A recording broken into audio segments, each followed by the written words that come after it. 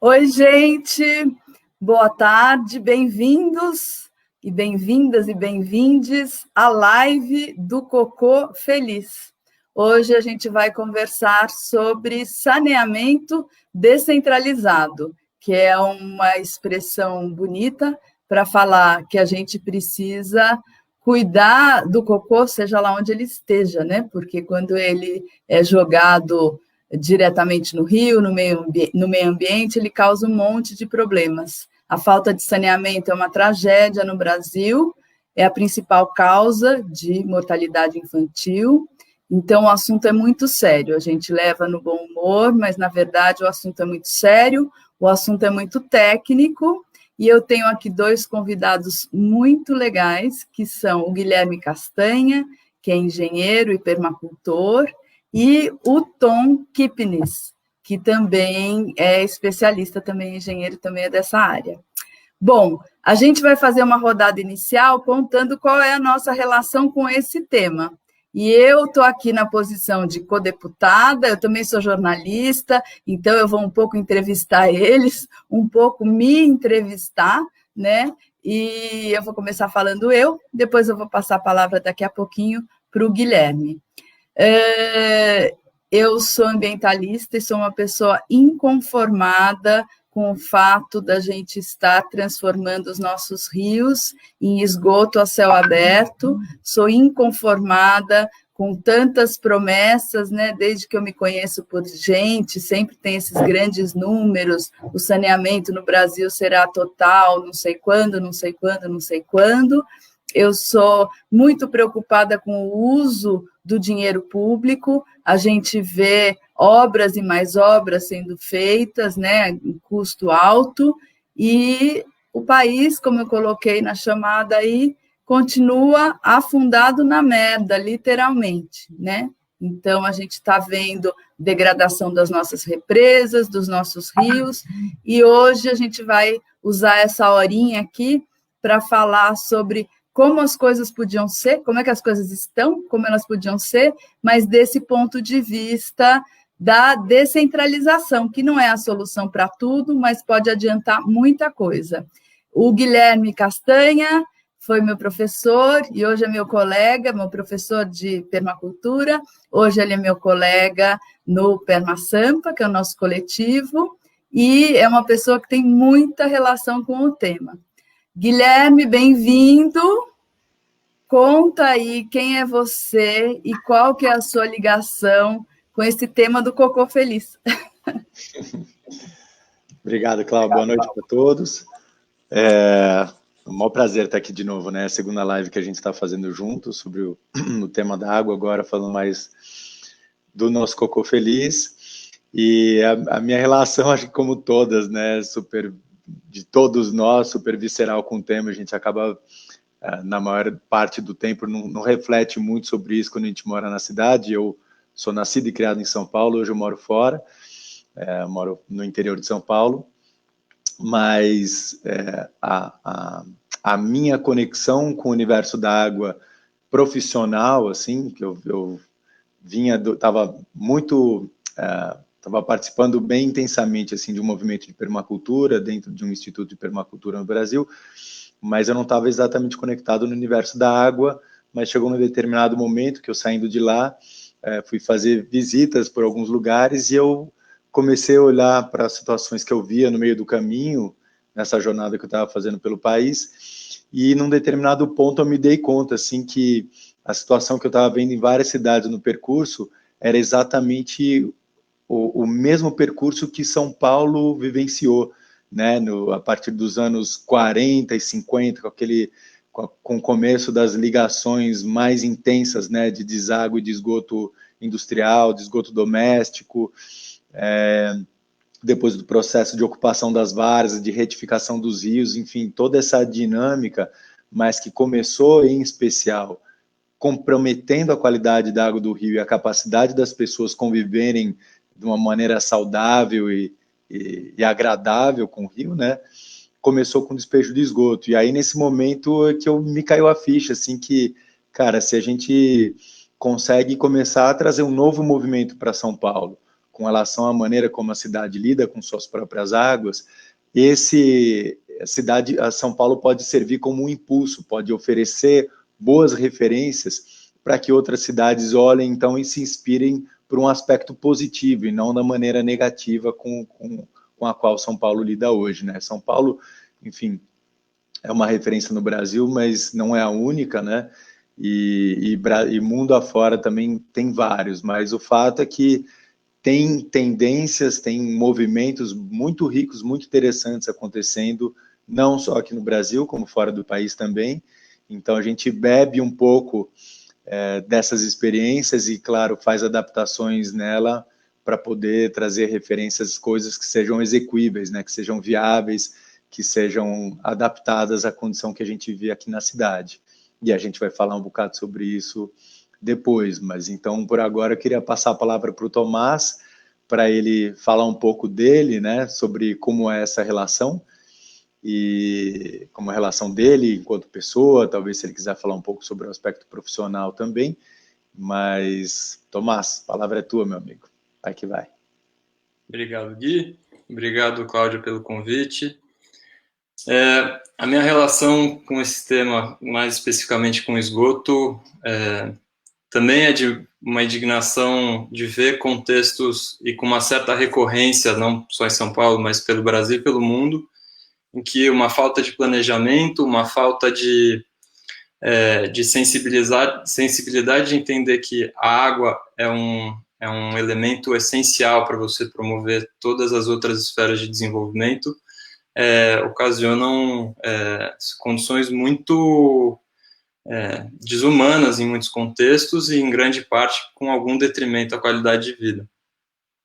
E, ao mesmo tempo que tem essa indignação, tem um entusiasmo com as soluções que podem vir, né? O esgoto é uma fonte de inúmeras possibilidades, oportunidades de verdade, e a minha entrada para o tema 10 anos atrás foi bem por esse caminho da recuperação de recursos. Então, como obter algum benefício a partir de subprodutos, seja reuso de água, aproveitamento de gás ou do composto a partir dos biossólidos, você não consegue alavancar o atendimento de esgoto pelo país, seja em pequena escala, totalmente centralizado, seja em grande escala. Então, ao longo dos anos, eu vim estudando e trabalhando nos últimos 5 anos, especialmente com consultoria para sistemas de esgoto e de drenagem. E hoje em dia eu faço parte do Instituto Água e Saneamento, o IAS, que tem uma agenda bastante voltada para impulsionar o saneamento pelo Brasil, num primeiro momento com um foco bastante grande em esgotamento sanitário, por uma questão da urgência da questão, e tem uma agenda bastante focada em gerar conhecimento ou acessibilizar conhecimentos para que tenha resultados práticos. Tem uma série de produtos voltados também como capacitar as localidades para, de fato, trazer as mudanças e tirar essa ideia de que o saneamento é algo que vem de fora, que vem de empresas o saneamento é algo que atinge todas as esferas e todas as esferas têm o seu papel nessa história. E a gente também entende a importância de atuar ao mesmo tempo que envolve a teoria na prática, no chão, com as comunidades, com uma teoria, com uma crença bastante forte de que os sistemas comunitários, com a inclusão do esgotamento sanitário, tem muito a colaborar para a universalização do Brasil. E é essa a apresentação. Cláudia, então, de volta com você. O Tomás comentou uma coisa, né, que às vezes, eu vou repetir a frase dele, que eu já ouvi também o Guilherme falar muitas vezes, o esgoto como fonte de recurso, né? A gente tem uma questão cultural de negação do cocô, né? A gente não gosta de falar desse assunto, parece que se a gente não falar desse assunto, a questão não vai existir, né? Mas na natureza, o esgoto é fonte de recurso. Então, por exemplo, como os passarinhos plantam árvores, né? Eles comem a fruta, comem a semente, aí eles fazem o cocô deles, aquele cocô é nutriente para a semente, e assim as árvores brotam. Os seres humanos que vivem na floresta, a mesma coisa. E aí a gente teve a ideia de fazer as cidades e se aglomerar aos milhares, aos milhões, né? Então, por exemplo, os povos indígenas que vivem espalhados num grande território não tem problema de saneamento, porque eles estão espalhados, assim como as onças, os tucanos e tudo mais, todo mundo faz seu cocô longe, esse cocô ele se composta e vira adubo para o solo, né? O que ninguém faz é cocô na água que bebe, que é o que a gente tem feito, né? Assim, é um pouco disfarçado, porque sai um caninho da casa da pessoa, mas em grande parte do Brasil é isso que acontece. Então, quando a gente fala de cocô feliz, é o cocô que está no ciclo virtuoso do cocô, de se tornar recurso, de não provocar doença em ninguém. E o cocô infeliz, coitadinho, que não é culpa dele, é culpa da má gestão que a gente faz desse recurso e da água, é aquele que foi misturado na água que a gente vai beber. Bom, o nosso segundo assunto hoje é falar brevemente sobre uma novidade que está acontecendo no país, né? Em julho, foi aprovado o novo marco legal do saneamento no Brasil, que é a Lei Federal 14.026/20, né? Porque é desse ano de 2020, que está sendo visto por aí como a lei da privatização do serviço de saneamento e tudo mais. A gente está entrando aí numa nova realidade, né? Como tudo, uma discussão bem polarizada, as pessoas que acreditam e gostam aí do setor privado falando que agora sim a coisa vai funcionar, e as pessoas que não gostam dessas privatizações falando agora sim que a coisa vai descambar de vez, né? Eu não sou especialista no assunto, mas eu fico com a impressão, quando eu ouço os debates e tudo mais, que ainda se continua tendo um olhar de grandes obras, de obras caras. Eu tenho um pouco de temor em relação ao aumento das desigualdades, se algumas regiões serão menos atraentes em termos de lucro, e isso vai fazer com que elas sejam mais desatendidas. E eu queria jogar aqui para os meus queridos convidados, que entendem mais do que eu sobre isso, qual é a opinião de vocês, Gui e Tom, sobre esse novo marco legal do saneamento. Fiquem à vontade aí, quem quiser falar primeiro pode falar.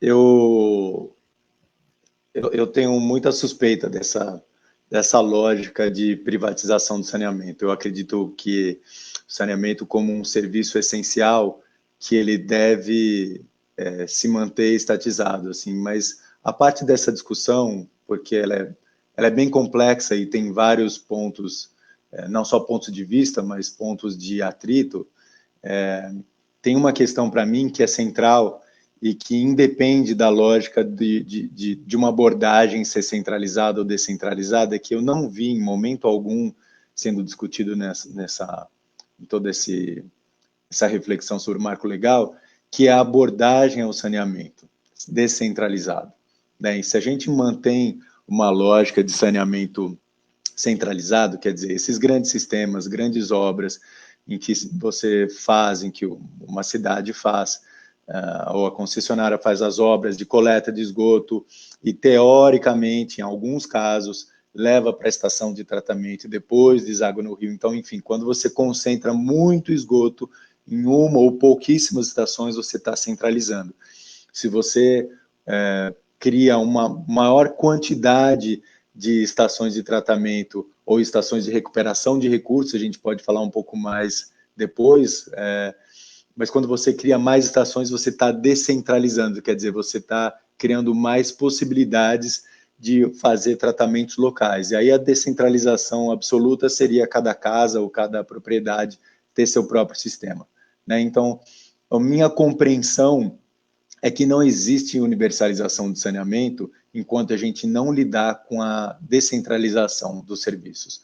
Não tem possibilidade. E aí pode ser concessão privada, pode ser pública, o que for. Enquanto a gente não atender, criar opções para o atendimento local, a gente não vai resolver. E aí a gente pode extrapolar isso desde a cidade até o campo. Você imagina, na área rural, é impossível você conseguir desenvolver um sistema centralizado. Eu sempre lembro de Ubatuba. Ubatuba é uma cidade em que eu vivi há alguns anos. Tenho um amigo querido, o João da Integral, está concorrendo ao cargo de vereador esse ano. Já estou fazendo um jabazinho para ele, mas é uma reflexão que a gente fazia junto, assim, desde a época que a gente morava por ali, que é como é que a gente resolve a questão de saneamento numa cidade que é longilínea, né? Ela tem mais de 100 quilômetros de comprimento e um centro pequeno que abarca 5, 7 quilômetros. Né? Então é impossível você conseguir atender esses lugares. E muitas vezes a maior parte do custo de uma obra dessa está na construção da rede de coleta do esgoto, não é nem na estação propriamente dita. Então tem inúmeros casos em que é construída a estação, não é construída a rede, e aí deixa para construir a rede um dia, mas não tem grana para construir, e aí fica aquele elefante branco que não serve para nada. Eu já visitei algumas cidades nessa situação, não foi uma nem duas. Então, a gente precisa atacar realmente nesse viés descentralizado e de aí partir para um olhar do esgoto como uma fonte de recursos, que a gente fala um pouco depois, mas queria ouvir o Tom falar um pouco mais sobre o Marco Legal, porque ele tem uma reflexão super rica sobre isso também. Tomás. Então, eu acho que sobre essas discussões vêm há algum tempo e por mais que mudanças são necessárias e o dinamismo de se discutir o tema é algo sempre valioso, só que não é bem o que aconteceu, né? A gente teve discussões muito polarizadas e muito focadas em um âmbito muito tradicional e convencional do saneamento no Brasil, que está relacionado a essa visão utilitarista, né? Não do saneamento básico como algo essencial e a água como um direito humano que está intimamente relacionado a todas as esferas, inclusive de dignidade, o esgoto tem pessoas em situações que interferem completamente nas condições de desenvolvimento pessoal, e as discussões ficam no âmbito de público-privado, quais mecanismos para fazer isso ser mais viável em determinados contextos, mas não entrando no âmbito, num julgamento nesse sentido, eu vou falar de dois pontos que a Cláudia e o Guilherme trouxeram. O primeiro é como essa discussão, esse entendimento de que água e saneamento é muito além de um serviço, ele é um serviço essencial, e se você não tem essa compreensão clara, você realmente fica muito distante da realidade. Então, para resolver um problema de saneamento em uma localidade, você precisa conhecer esse contexto, você precisa conhecer topografia, regime climático, quais as condições de ocupação, quais as pessoas, qual a configuração cultural das pessoas, e trazer soluções adaptadas a esse contexto. Se você não traz nenhuma reflexão nesse sentido, acho que isso colabora muito para esses prazos bastante longos de atendimento e o não cumprimento desses prazos. Isso conecta um pouco com a segunda questão, que é sobre a descentralização. O Brasil tem muitos contextos de ocupação, muitos contextos climáticos e ambientais, e essa diversidade não vai ser atendida, o serviço de esgoto não vai ser atendido nessa diversidade de uma única forma. Então, essas grandes obras, essas obras caras que a Cláudia menciona, estão muito relacionadas a como a gente vê que o sistema de esgoto funciona, né? A visão tradicional, que são sistemas centralizados, que dependem muito de redes extensas de coleta e grandes estações de tratamento. Acontece que esses sistemas foram otimizados para um contexto em que você tem uma densidade mínima de ocupação, que você tem um gabarito de ocupação com viários com espaçamento X, com uma ocupação regular das quadras e com uma topografia propícia, e se você não atende esses requisitos, vai ficando caro, e mais caro. Então, quando a gente vê os níveis de déficit pelo país no âmbito rural, no âmbito do urbano precário, até mesmo de áreas urbanas menos adensadas, você vê que a limitação do atendimento está muito relacionada à limitação de como a gente está apoiando esse atendimento, que é nos sistemas centralizados. Então, a descentralização vem, na verdade, como outras formas. Essa história de ter um repertório que não se apoia numa única forma. Para atender a diversidade que a gente tem pelo país, a gente precisa de um repertório diverso. Então, os sistemas descentralizados e semi-centralizados, acho que tem trilhões de escalas de descentralização e centralização existentes, mas eles têm um potencial. Gostei muito do jeito que o Gui trouxe, que é impossível, porque, de fato, não dá para se apoiar nessa forma centralizada para atender muitos dos contextos. Então, trazer regulação, trazer programas de aprimoramento técnico, programas de estímulo a essas outras formas de atendimento é algo essencial. E, de fato, o marco regulatório a 11445, ela já traz esses outros formatos como algo secundário. Então, ela fala, se você não tem acesso à rede de coleta, aí sim, você faz uma fossa, enfim, não é algo muito elaborado. Agora, toda essa discussão aí com o projeto de lei, antes com a medida provisória e agora o projeto de lei, não chega nesse viés. E isso está muito relacionado a essa discussão de clusters, né, de criação de blocos de municípios para atendimento, porque se entende que é uma premissa que os sistemas são caros. Claro, mesmo se você descentraliza, para atender todo mundo é caro, mas certamente muito, muito menos caro, até porque você tem uma distribuição estratégica com base nas condições locais. Os sistemas descentralizados são flexíveis a isso. Então é isso, eu acho que é uma oportunidade perdida de trazer uma consolidação, muito esforço para algo que, inclusive, traz algumas inseguranças, principalmente no olhar de que a água não é só um serviço, não é um insumo, e sim é algo essencial à vida, e que condições adequadas do manejo de esgoto é algo essencial para o desenvolvimento local. Eu queria propor um exercício de imaginação para todo mundo que está acompanhando a gente, que tem a ver com a pergunta que o Lino acabou de fazer aqui, se existe solução de saneamento ambientalmente correto e de baixo custo, né? Então, existe sim. O Guilherme e o Tom são especialistas nisso e eles vão falar em breve. Tem solução até que tem a ver com minhoca, mas assim, na cabeça da gente, isso que a gente precisa dar uma limpada, né? A gente falou agora do marco legal, o marco legal, ele pensa, o imaginário desse marco legal do saneamento é aquilo que que o Tom e o Gui estavam comentando, né? É uma estação centralizada, não sei aonde, que é uma edificação de médio ou grande porte, e quilômetros de cano, e você com a tranquilidade de apertar a sua descarga sanitária e não se preocupar mais com isso e torcer para que o seu cocô vá o mais longe possível de você, né? Então, esse imaginário, ele tem concreto, ele tem cano, ele tem grandes redes, ele tem construtora furando o chão. E agora eu quero propor um outro imaginário, né? O que vai em cima da pergunta do Lino. O que é mais barato do que isso? Que cara tem um sistema descentralizado de esgoto que você poderia fazer na sua escola, ou na sua casa, na escola, na empresa, na igreja, em qualquer lugar? Então, Gui e Tom, eu queria que vocês contassem que cara tem um sistema descentralizado. Tem cheiro ruim?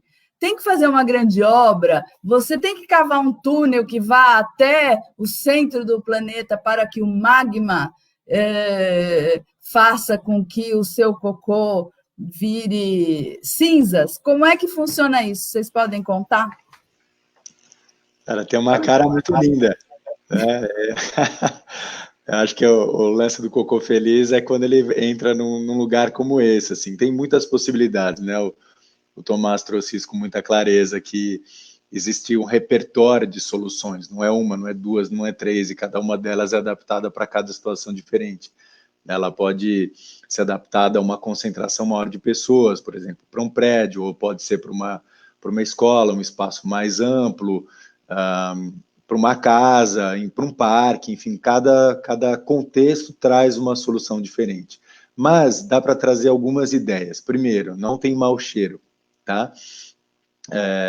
Ele pode ter um aspecto de um canteiro plantado. Tem vários sistemas que lidam com o uso de plantas aquáticas para poder fazer a purificação das águas. Então, você pode dar uma batida de olho num canteiro bonito, cheio de planta, e aquilo é o sistema de tratamento. Aqui em casa eu tenho um como esse, e eu me desafiei a fazer uma coisa linda, assim, como se fosse um jardim aquático, literalmente com cascata.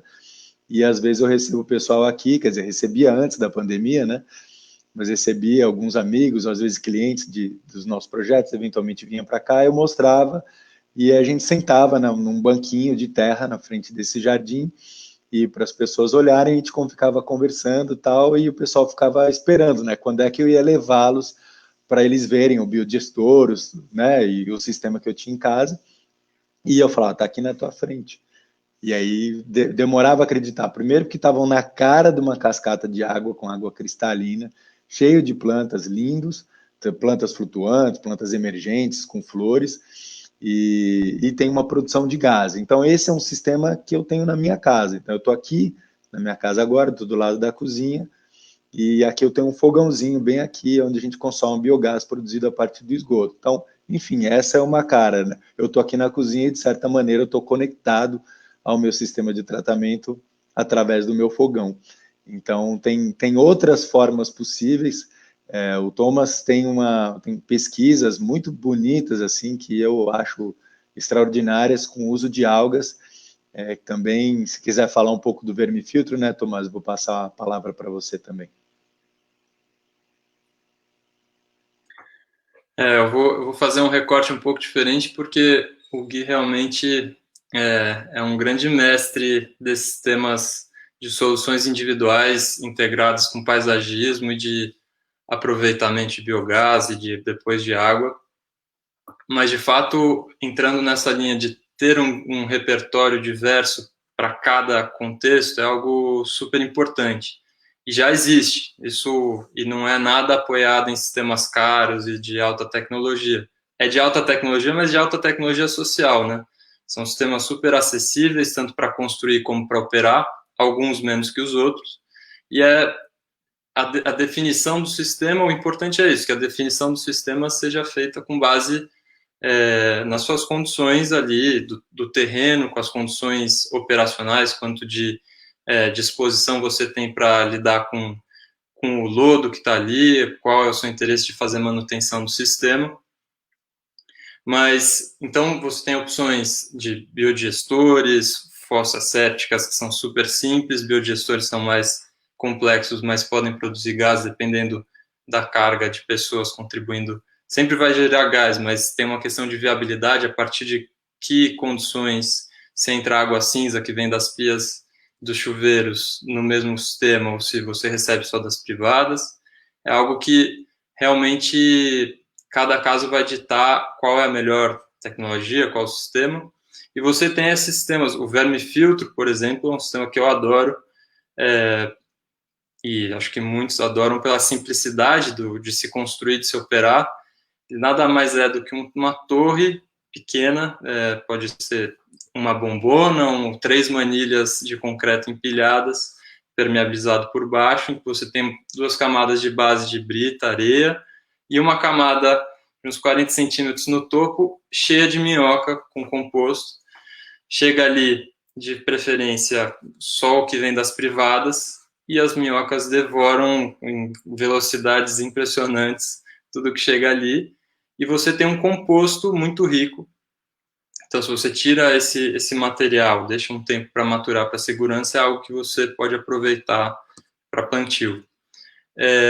Além desse sistema, tem as bacias de evapotranspiração, que são sistemas são como se fossem fossas, mas em vez de você ter uma saída contínua de água que vai para infiltrar no solo, vai para algum córrego, você tem a saída principalmente por meio da evapotranspiração de plantas que ficam plantadas sobre o sistema.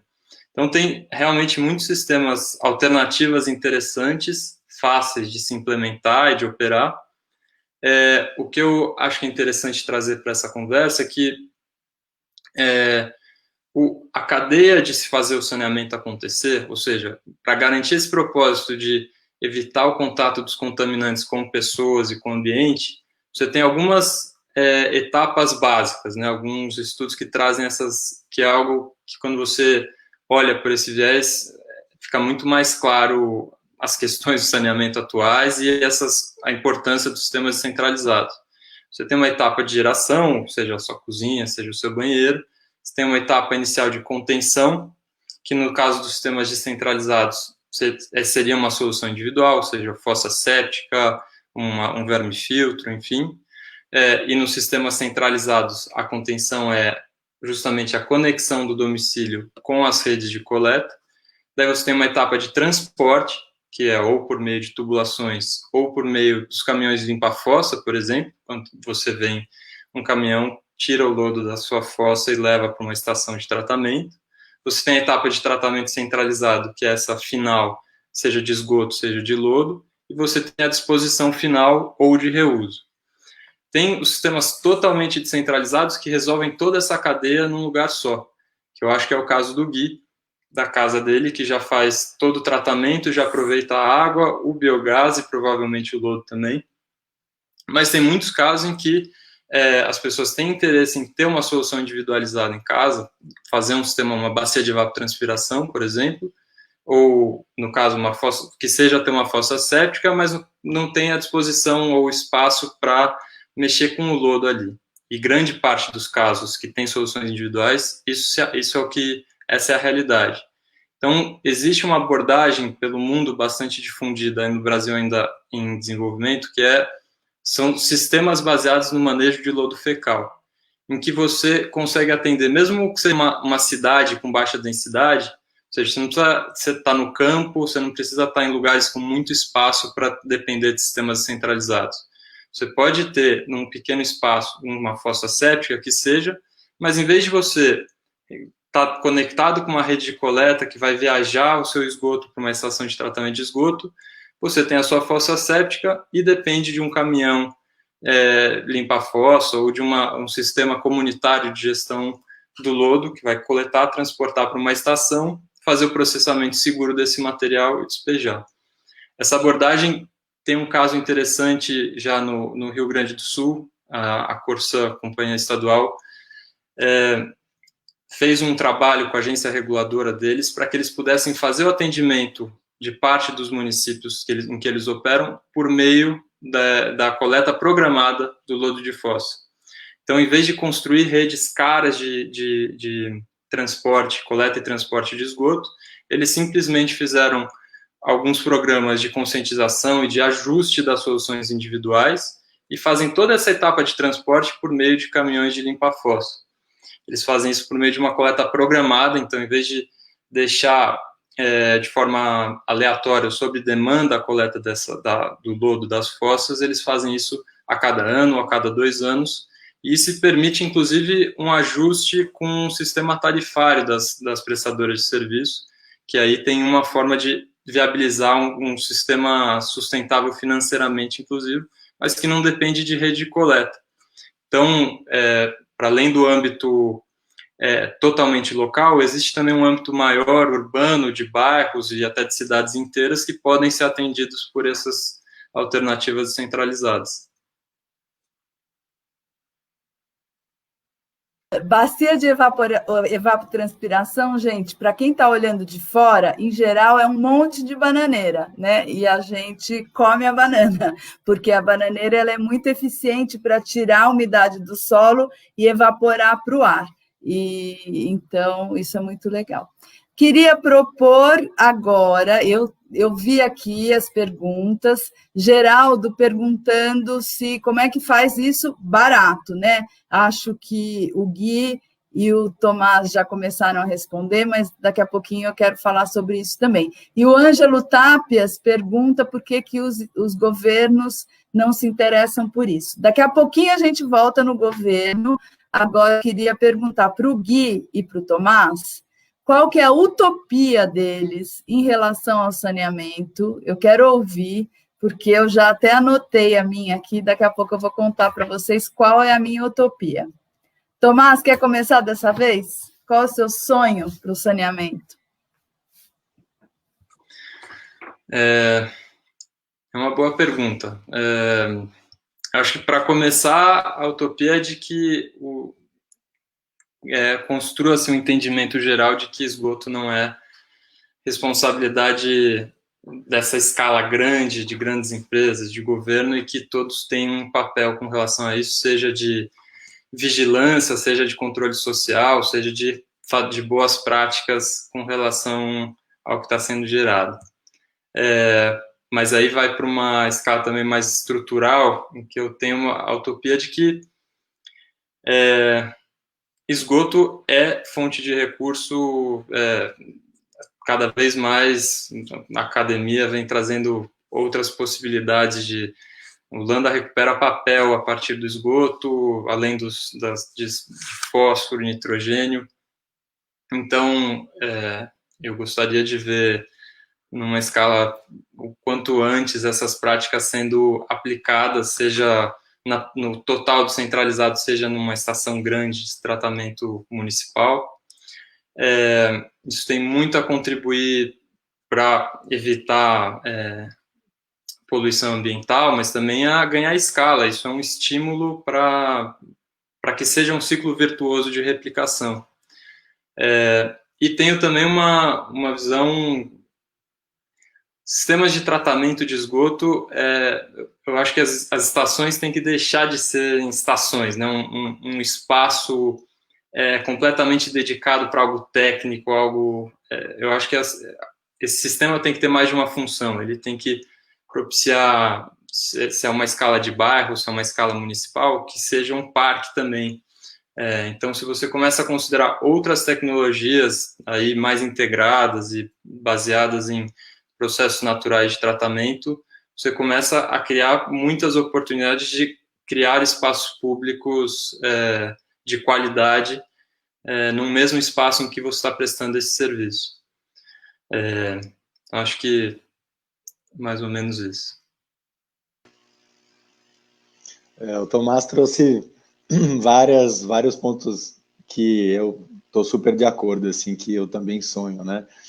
Mas tem alguns outros que eu também queria destacar. Acho que o primeiro deles seria de ver esses sistemas implantados nas escolas e ser usados como sala de aula em espaços abertos, sabe? Eu gostaria de ver e quero muito ver, e eu tenho certeza que a gente vai ver isso logo, as crianças entendendo o esgoto como fonte de recursos, como fonte de abundância que realmente é, e não como um problema. E isso ser incorporado enquanto conteúdo pedagógico. Tem um universo incrível à disposição da gente, assim, de microbiologia aquática, física, química, matemática, assim, história, né? O próprio advento do banheiro com água, assim, é uma coisa relativamente nova, né? Ainda mais se usar água potável para conduzir o cocô para outro lugar onde vai ser despejado no rio. Então, assim, é uma coisa que não faz o menor sentido e que eu espero muito em breve que a gente veja as crianças nessa expectativa de vê-los crescendo e se desenvolvendo com esse olhar e, a partir desse aprendizado, enxergar isso como uma coisa natural, que de fato é, e não como algo diferentão, né? E gostaria de ver muitas estações distribuídas nas cidades, centenas nas cidades, né?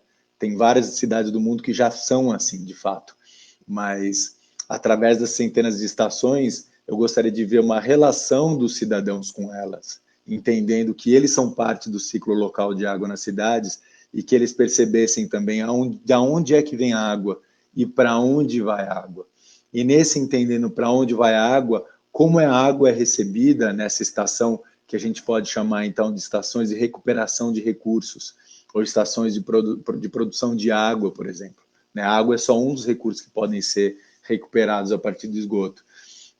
E aí saber também qual a qualidade que essa água é desaguada no corpo hídrico mais próximo. A gente, quando trabalha na escala local, a gente não deságua o esgoto, mesmo tratado na melhor qualidade possível, para o rio, porque o rio é lugar de água pura, né? Então, a não ser que você consiga devolver uma água super pura, você não leva para o rio. E aí, no caso das grandes estações, da centralizada em especial, tem essa dificuldade enorme, né? Mas a partir do momento em que elas passam a ser abertas para o público, como o Tomás trouxe, espaços que as pessoas frequentam, elas passam a ser melhores cuidadas. E aí, obviamente, não pode estar fedido, tem que ter uma qualidade que permita o desenvolvimento da vida, então, que as estações possam promover vida ao longo do percurso e que sejam integradas realmente no ciclo urbano, né? As cidades hoje são grandes vampiros de recursos, né? Eu gostaria de ver as estações contribuindo para a criação dos ciclos virtuosos de vida, né? Que é o que está à nossa disposição. Agora, Cláudia, você não falou da tua utopia aí. Conta para a gente. Então, a gente não combinou nada sobre utopia, mas a minha é muito parecida. Assim, eu tenho esse sonho de que a estação de tratamento de esgoto seja um parque, né? E não é um sonho louco, gente, porque em Paris isso já existe e chama Parc du Chemin de l'Île, que é o Parque do Caminho da Ilha. Está lá, a estação de tratamento de esgoto é um lugar com trilha, plantinhas, então eu queria que cada, sei lá, 3, 4 quarteirões na cidade tivesse uma pracinha com água, e essa com fontes e tudo mais, e essa pracinha onde as crianças vão brincar, e que é bem parecida com o lugar onde o Guilherme leva os visitantes dele na casa dele, na verdade, é a estação de esgoto, porque hoje a gente fica com medo, né? Acha que vai vir uma coisa horrível, uma mistura de presídio com lugar fedorento, mas, na verdade, então essa é parte da minha utopia. A minha outra parte da minha utopia também tem a ver com as escolas, e isso acho que já responde um pouco a pergunta do Geraldo, né? Como fazer isso barato? Né? A minha utopia tem a ver com equipar todo cidadão com o conhecimento necessário para que ele dê conta dos dejetos de onde ele mora, ele, ela e tudo mais, né? A gente vê isso muito nos mutirões de permacultura, as pessoas se juntam para fazer bacia de evapotranspiração, se juntam para criar as estações locais de saneamento. Então, que os seres humanos que passam pelo processo de aprendizado, né, que é a escola, aí já junta outra utopia que eu tenho, que é a utopia de desemparedar a educação, que todo mundo aprenda a fazer e saiba fazer na sua casa, né? Eu sou agricultora, eu adoro plantar parte da minha comida e eu ainda não sei, eu sou uma permacultora que não sei fazer com a minha mão ainda, mas eu chego lá, e aí tem a outra parte da utopia, que é tratar o esgoto na minha casa. Eu chegarei lá e eu gostaria de ter 2 sistemas. Eu gostaria de ter o banheiro seco, a gente não conversou muito sobre o banheiro seco aqui, mas o Gui chegou a mencionar, esse negócio de banheiro com água, gente, a gente fica imaginando que existe desde sempre, não tem tem uns 200, 300 anos, não era assim que funcionava, né? Essa ideia, inclusive, é uma ideia ruim, que provavelmente não vai perdurar no futuro. Então, eu queria ter na minha casa um banheiro seco, que é uma coisa linda, que é um troninho assim um pouco mais alto, que depois tem um lugar para receber o cocô, e você cobre de matéria seca, e passam 6 meses, e aquilo tá um composto orgânico maravilhoso para plantar. A gente não coloca em hortaliça, né, porque está muito próxima do solo, para garantir maxi mega que não tem agente patogênico. São coisas que servem para adubar jardim ou pomar e tal. E eu queria ter uma bacinha de evapotranspiração na minha casa. Todo dia, quando eu saio de casa, eu já vou olhando assim, o lugar, que eu sei por onde passa o encanamento do esgoto, eu já tenho bananeira em casa, aí eu fico pensando assim, que dia que eu vou quebrar esse chão aqui, fazer o sistema e trazer umas bananeiras. Eu chego lá. E aí, respondendo o Tapias, que perguntou para a gente, o Ângelo Tapias, por que o saneamento básico não é levado a sério por nenhum governo, né? Olha, saneamento básico já foi piada, né, entre a classe política, da qual eu faço parte, né, então as pessoas, quem é que vai colocar dinheiro numa obra que fica escondida embaixo da terra, né, então esse tipo de piada custa muitas mortes de criança, né, como eu falei no começo, a falta de saneamento é a principal causa de mortalidade infantil no Brasil. Então, e quando sai do nível da piada, chega nesse do marco legal, né? Grandes obras, obras caras e tudo mais. Então, e obras caras porque interessam, né? Interessa gerar muito dinheiro. Então, assim, acho que a gente está aqui para conversar e para pensar diferente sobre esse assunto. E só para complementar a coisa que o Geraldo falou, bom, e quando é que a gente vai fazer isso barato e ao alcance das pessoas? Faz parte da minha utopia, Geraldo, que o governo pague para a gente fazer o nosso próprio esgoto, né? Que, inclusive, vai ser muito barato para todo mundo. O governo vai pagar para eu fazer na minha casa, e nunca mais eu vou gerar essa externalidade negativa para a cidade, que é meu cocô passeando por aí em canos, lá para longe. Então, eu espero que a gente chegue a esse dia. Para fazer a nossa rodadinha final, eu gostaria que meus queridos convidados, que eu agradeço muito estarem aqui compartilhando a experiência, o conhecimento, o entusiasmo, falassem, cada um fale um passo que a gente pode dar agora rumo a essa utopia. Eu vou falar como codeputada, tá? A gente da Mandata Ativista criou uma emenda parlamentar para fazer saneamento descentralizado numa comunidade isolada em Ubatuba. A gente está esperando, inclusive, o dinheiro sair, que está para ser liberado, já era para ter sido liberado pelo governo, e vai ser feita essa obra. E a gente vai saber com quantos reais a gente conseguiu sanear quantas casas, né? E isso não só vai beneficiar aquela comunidade, vai gerar experiência sobre esse assunto, mas vai gerar um indicador de dinheiro que a gente vai poder comparar aí, porque quando o governo fala é sempre bilhões, bilhões, bilhões. Então, eu passo a palavra para o Gui, para o Tomás. Qual que é o um passo que vocês sugerem para a gente chegar mais perto da nossa utopia, que combinou bastante, inclusive?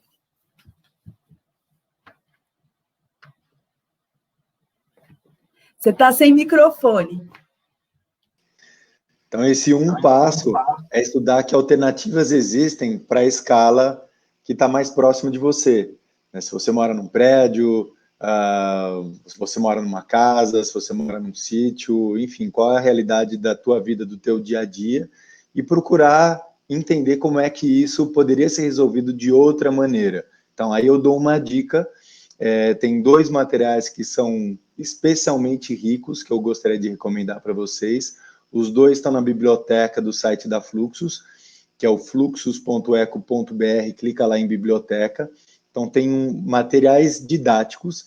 Nós lançamos dia 25 de setembro agora uma cartilha em conjunto com o IPESA, chamado Guia Prático para o Manejo de Água, 2ª edição, que ele ensina como fazer esses sistemas unifamiliares em casa. Então, tem do biodigestor, tem vermifiltro, bacia de evapotranspiração, tem lá o banheiro seco da Cláudia, tem outras opções, mas é uma cartilha prática, passo a passo, que ensina, inclusive, como calcular, como dimensionar essas estruturas assim, numa linguagem super simples e muito com desenhos, ilustrações muito encantadoras, também da Paty Yamamoto, que é outra parceirona nossa. E tem um outro material que aí ele já sai da escala unifamiliar, mas ele traz referências, exemplos para a cidade, que é um trabalho que nós fizemos, Fluxus, em conjunto com a Aliança pela Água de São Paulo. É um trabalho, a Aliança pela Água é uma iniciativa que partiu de um pontapé da Maru, que hoje coordena o Instituto Água e Saneamento, do qual o Tomás faz parte. Então, nós elaboramos um relatório que de exemplos de iniciativas inspiradoras para manejo hídrico integrado em áreas urbanas. E aí a gente fala lá de sistemas de abastecimento de propostas de redução de consumo, a gente fala de sistemas de recuperação de recursos a partir do esgoto, inclusive, de produção de água de reuso em grande escala. Na verdade, tem exemplos que vão da pequena escala, da escala unifamiliar, até a grande escala, mas de maneira integrada. Então, a engenharia, a abordagem convencional do saneamento é abastecimento é uma coisa, drenagem de águas pluviais é outra, o esgoto é uma coisa e resíduo sólido é outra. Isso é o saneamento básico, né? E aí o que a gente procurou trazer para esse relatório foi focar na água, mas focar também nos aquíferos. Então, a gente, além desses 3, abastecimento, esgoto e manejo de água de chuva, a gente também falou de recarga de aquíferos e a gente só usou iniciativas integradas, quer dizer que, no mínimo, elas abordam 2 desses temas, e tem algumas que abordam os 4. Quer dizer, ela lida com água de chuva, ela lida com esgoto, ela lida com recarga de aquífero e lida com a redução de consumo de fontes distantes, né? E essa é uma mensagem especialmente importante, porque a gente está falando de saneamento centralizado e descentralizado, e falou de deságue, né, do esgoto nos rios. O Geraldo está aí, o Geraldo é do Movimento Vivo Itapanhaú, e que trabalha muito num combate muito corpo a corpo para impedir ou para conscientizar a respeito da importância do rio Itapanhaú lá em Bertioga, que ele está sendo objeto de um processo de transposição da Sabesp. Quer dizer, Sabesp está indo buscar água lá de Bertioga, que vai comprometer todo o ambiente local para poder trazer água para uma cidade, sendo que mais de 30% da água da cidade é perdida nas redes, e o esgoto que é produzido aqui é desaguado nos rios. Então, a gente tem muita lição de casa para fazer e tem que parar de ficar retirando esse elemento maravilhoso lá de outros lugares que também precisam. Então, vamos olhar para dentro do nosso quintal. É isso, tá dada a dica. Tom, vai que a bola é tua. Bom, eu não queria quebrar o fluxo, mas eu queria fazer um comentário sobre essa pergunta sobre por que os governos não fazem muito a respeito do saneamento. Eu queria só adicionar algo à resposta da Cláudia, que é uma questão super importante, na verdade, na conjuntura atual, que está muito relacionada a como é feita a estrutura de governança do saneamento no Brasil. E a gente tem os municípios como agentes titulares da implementação do saneamento, e é super importante que eles, de fato, sejam, porque é a instância que tem a capacidade de olhar para as peculiaridades locais, e se você olha para uma instância muito fora disso, você começa a ter soluções menos adaptadas a esse contexto. Só que a gente tem que é um grande desafio, que é a capacidade municipal para lidar com o saneamento.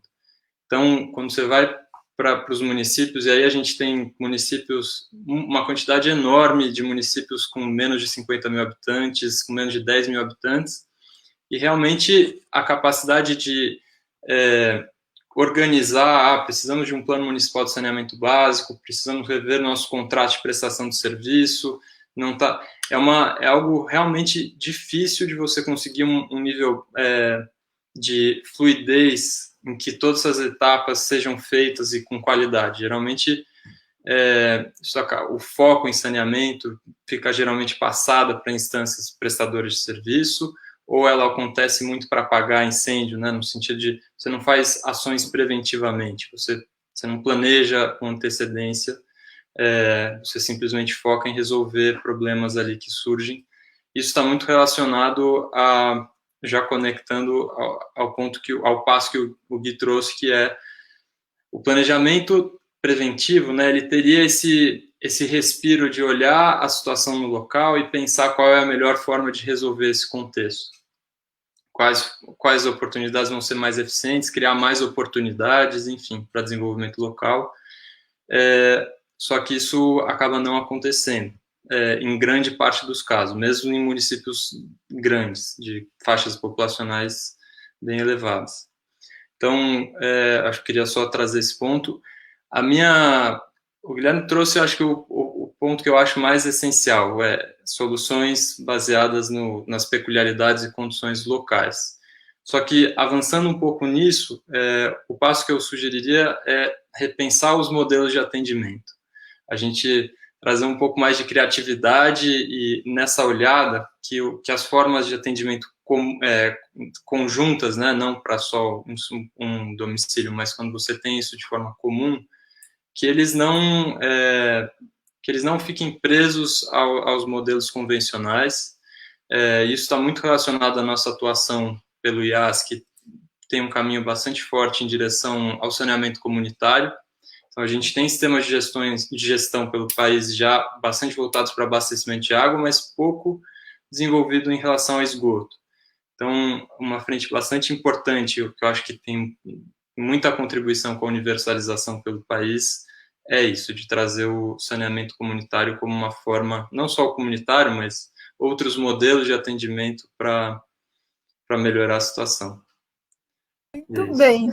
Eu, assim, como codeputada, já estava engajada nisso, mas quero assumir o compromisso de tentar levar adiante um projeto de lei que regulamente incentive, né, o saneamento descentralizado.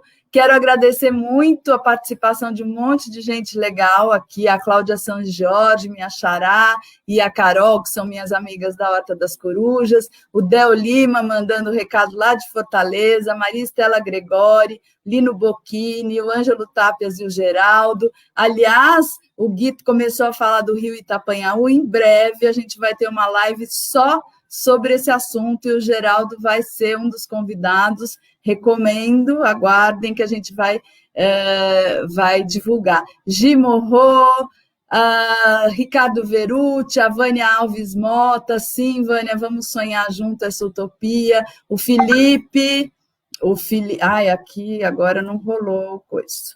O Felipe, Vinícius Cavalhais, e é isso, gente. Eu queria sugerir, para terminar essa live, que todo mundo converse muito sobre cocô por aí, que eu acho que isso tem a ver com a mudança, né? As pessoas não conseguem visualizar isso tudo que a gente está falando. A gente vive uma sociedade naturofóbica e fecofóbica, ou cocofóbica, né?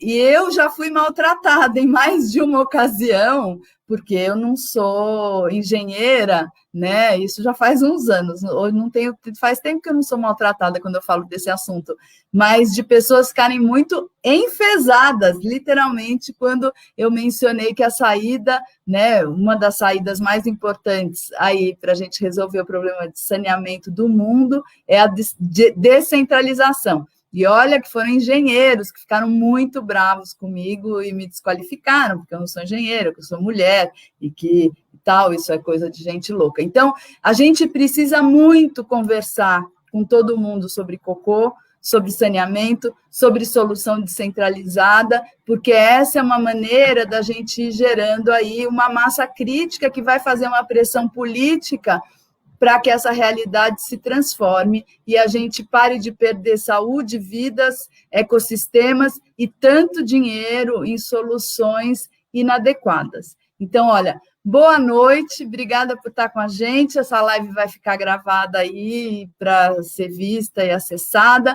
Continuamos na Mandata Ativista, abertos e abertas às sugestões, propostas e conversas. Tomás e Gui Castanha, muito obrigada. O Gui já é a segunda vez que ele vem aqui nessas lives de quinta. Aguarde, que em breve eu te chamo de novo. E Tomás, você também, tá bom? Muito obrigada por estar aqui hoje e boa noite, pessoal.